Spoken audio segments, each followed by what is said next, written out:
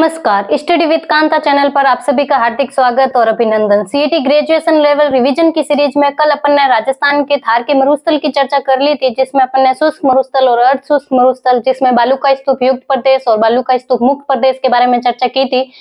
आज अपन चर्चा करते हैं हरिमोहन सक्सेना द्वारा वर्गीकरण के अगले पार्ट अरावली के पर्वतीय प्रदेश की। अरावली पर्वतीय प्रदेश जिसकी उत्पत्ति अपन ने पिछली क्लास में चर्चा की थी कि प्री कैम्बियन महाकल्प में हुई थी अरावली पर्वतीय प्रदेश की उत्पत्ति। राजस्थान के कुल क्षेत्रफल का 9.3% क्षेत्रफल है जो अरावली पर्वतीय प्रदेश का क्षेत्रफल 9.3%, जबकि जनसंख्या पूछे तो 10%, जिसकी चर्चा अपन ने पिछली क्लास में की है। अरावली पर्वतीय प्रदेश उत्पत्ति प्री कैम्बियन महाकल्प में, और ये एक प्राचीन वलित पर्वतमाला है और वर्तमान में पूछे तो ये एक अवशिष्ट पर्वतमाला है, क्योंकि धीरे धीरे इसकी ऊंचाई घटती जा रही है। अपर्दन व अपक्षय के कारण ये अवशिष्ट पर्वत है। कथन देकर पूछा जा सकता है कि अरावली एक अवशिष्ट पर्वत है, प्राचीन वलित पर्वत है, तो आपको ध्यान रखना है। अरावली पर्वतीय प्रदेश का विस्तार पूछे आपको तो विस्तार पालनपुर गुजरात से लेकर रायसीना हिल्स नई दिल्ली तक है। पालनपुर गुजरात से लेकर रायसीना हिल्स दिल्ली तक है, रायसीना हिल्स दिल्ली तक। कुल लंबाई पूछ ले आपको तो 692 किलोमीटर है कुल लंबाई, और राजस्थान में लंबाई पूछ ले तो 550 किलोमीटर 550 किलोमीटर। राजस्थान में 550 किलोमीटर, कुल लंबाई पूछे तो 692 किलोमीटर। और राजस्थान में विस्तार पूछे कहां से कहां तक है तो राजस्थान में विस्तार है अरावली पर्वत का खेड़ ब्रह्म सिरोही से लेकर के खेतड़ी सिंगाना झुंझुनू तक। ध्यान रखिएगा, खेड़ ब्रह्म सिरोही से लेकर के खेतड़ी सिंगाना झुंझुनू तक अरावली का विस्तार है। राजस्थान में 550 किलोमीटर है। लगभग 80% विस्तार अरावली का वो राजस्थान में। अरावली जल विभाजक के रूप में कैसे है? जल विभाजक के रूप में क्योंकि ये गंगा यमुना के मैदान को सतलज व्यास के मैदान से अलग करती है। गंगा यमुना के मैदान को सतलज व्यास के मैदान से अलग करती है। यदि एक सिंधु नदी और यहाँ से बारालापचा दर्रा जहाँ से चिनाब नदी का उद्गम होता है, और राक्षस झील से सतलज नदी का उद्गम होता है। सतलज नदी है जो चिनाब नदी में जाकर मिलती है। इनकी डिटेल में चर्चा अपन भारत के भूगोल की नदियों के बारे में करेंगे।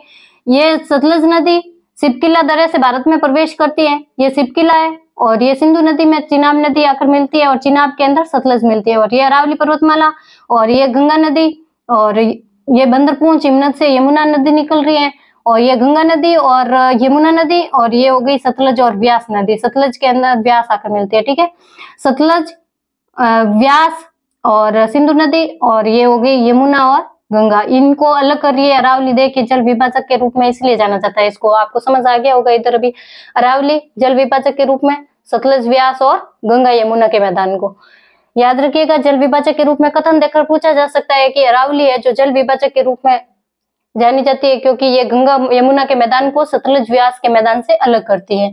अरावली को 3 भागों में अध्ययन की दृष्टि से अपन 3 भागों में बांट सकते हैं: उत्तरी अरावली, मध्य अरावली और दक्षिण अरावली। उत्तरी अरावली, मध्य अरावली और दक्षिण अरावली। उत्तरी अरावली का विस्तार है वो झुंझुनू से लेकर जयपुर तक है। झुंझुनू से लेकर जयपुर तक उत्तरी अरावली का विस्तार है, और इसकी सर्वोच्च चोटी पूछ ले उत्तरी अरावली की तो रघुनाथगढ़ जो कि सीकर में है। कितनी है? 1055 है। मध्य अरावली का विस्तार है जयपुर से लेकर राजसमंद तक, जयपुर से राजसमंद तक। और मध्य अरावली की सर्वोच्च चोटी पूछ ले तो टोडगढ़ है जो कि अजमेर में है, 934 मीटर ऊंची है।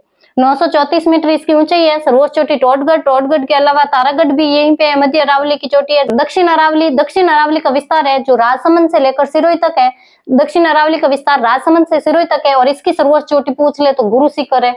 गुरु शिखर जिसकी ऊंचाई है 1722 मीटर, जिसको कर्नल जेम्स टॉड ने संतों का शिखर कहा था। और दक्षिण अरावली को भी अपन 2 भागों में बांट सकते हैं: मेवाड़ की पहाड़ियां और आबू पर्वत खंड।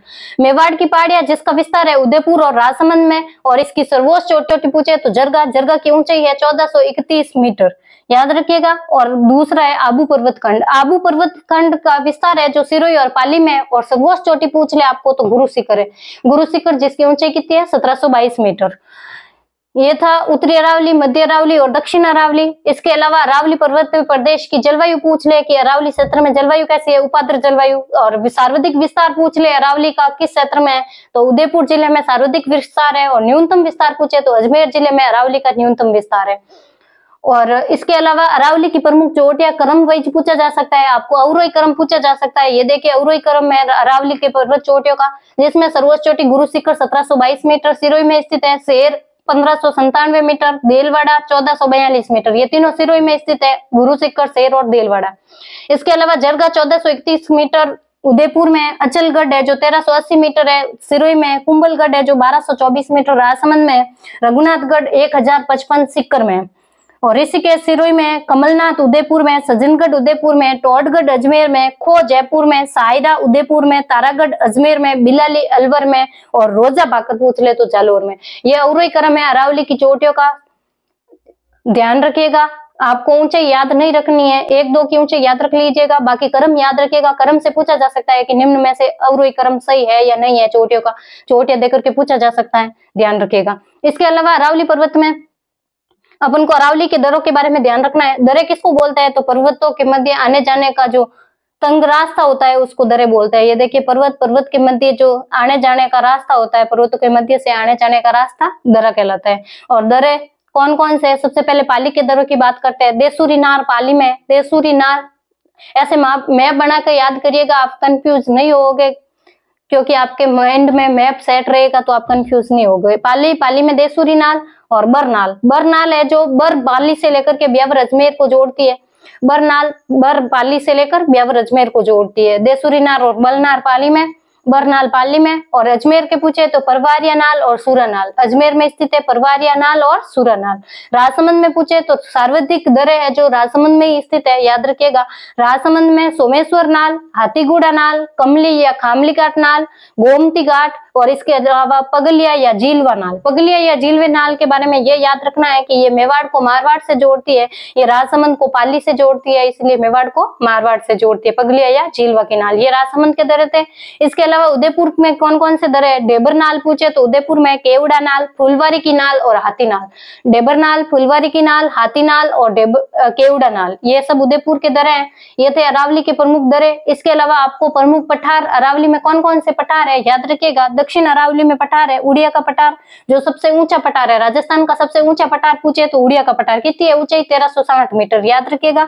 सेकंड पूछे आपको तो सेकंड बोराट का पठार है जो गोगुंदा से कुंभलगढ़ के मध्य है। गोगुंदा उदयपुर से लेकर कुंभलगढ़ राजसमंद के मध्य सब राजस्थान का दूसरा सबसे ऊंचा पठार है और इसकी ऊंचाई है 1225 मीटर। और तीसरा पूछे आपको तो तीसरा आबू का पठार है जो माउंट आबू सिरोही में ही है, 1200 मीटर ऊंचा है और ये बेथोलित संरचना का उदाहरण है, याद रखिएगा।